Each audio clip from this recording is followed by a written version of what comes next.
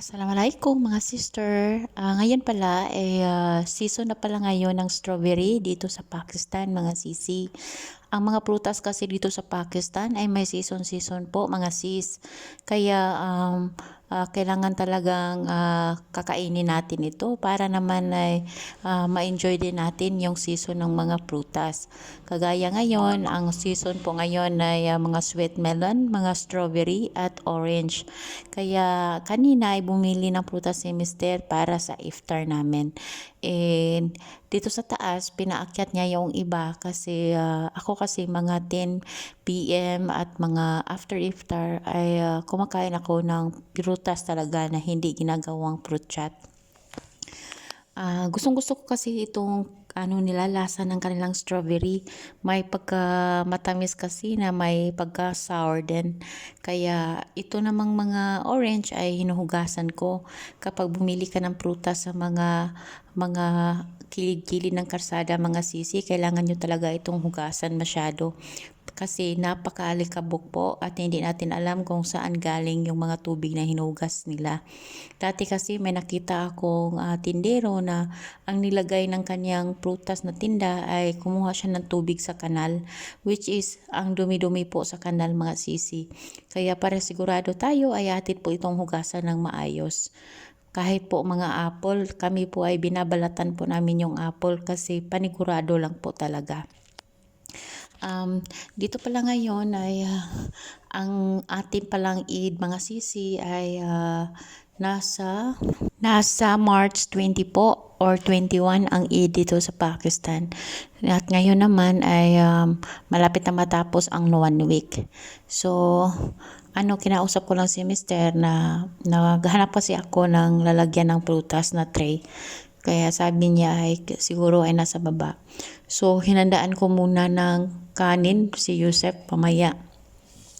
Tapos ito mga sisi, ang black salt. Ang black salt po talaga ay para po talaga sa mga prutas or sa mga inumin. Hindi siya pwede na ihalo mo ito sa pagkain kasi maganda lang po talaga siya sa mga prutas at sa mga inumin na kakainin dito sa Pakistan. Tapos yung pink salt naman ay para po iyon sa mga pagkain or ulam or mga white salt. Ganyan po talaga dito mga sisi. Noong una hindi ko rin alam bakit ganito ang mga salt nila. Ang dami-dami, may pink, may black, may white. Kaya sabi niya ay mostly sa mga asin dito ay galing po sa mga bato. Kaya napakaswerte natin kapag nandito tayo mga sisi kasi medyo mahal na po sa Pilipinas yung mga pink salt, mga black salt at mga stone salt, 'di ba? Marami na akong nakikita na video na ganyan. Minsan pa ay pinipiki pa yung stone salt nila. Naalala ko yung asawa ni Ann Cortez dati na nabudol siya na nag-order siya online ng para bang nag-order siya online ng asin na bato. Nabudol siya mga sisi. Kaya dito sa Pakistan, meron po talaga silang mga pangkukunan nito. May nakita akong kaibigan ko na pumupunta sila doon para siyang bundok na may mga para bang cave, puro asin na bato. Kaya ito talaga ang ginagamit namin kapag kumakain kami ng mga prutas. Ayan, kaya hindi po talaga makompleto kapag kumain ka na prutas na walang asin at walang black salt. Kaya palagi pong nakastock iyan. Napakamura lang po niyan dito sa Pakistan mga sisi.